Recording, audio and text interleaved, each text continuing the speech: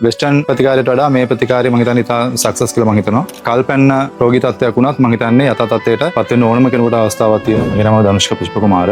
මම ආවේ නිට්ටඹේ ඉඳලා. මගේ වයස 38යි. දැන්ට අවුරුදු 3ක ඉඳලා මේ ගේම් කියන රෝගී තත්ත්ව පීඩාවෙ ඉඳලා. ඉතින් දැන් 21ක්ම තිබ්බා. වෙස්ටර්න් පැත්තෙම බෙහෙත් ගොඩක් කරා, බෙහෙත් බිව්වා, ට්‍රීට්මන්ට් ගොඩක් කළා. නමුත් తాවකාලික සහනයක් පමණයි ලැබුණේ.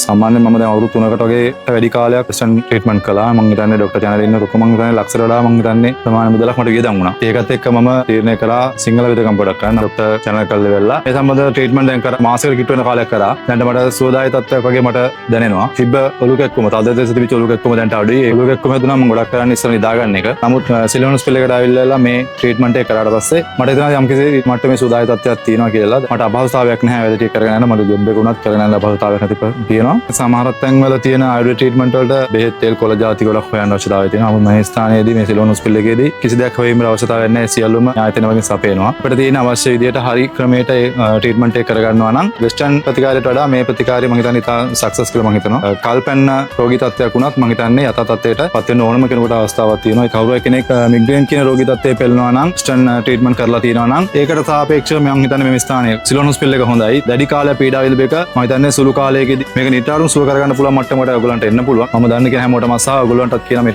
වීඩියෝ එක බලන වලටත් මම කියනවා මිග්‍රේන් කියන රෝගී තත්ත්වයෙන් පෙළෙනවා නම් එන්න සිලෝන් හොස්පිටල් එකට ඇවිදලා ඔයගොල්ලන්ගේ ට්‍රීට්මන්ට් එක කරලා බලන්න. මම හිතන්නේ සුවදායී තත්ත්වයක් ඔයාලට ලබන්න පුළුවන්.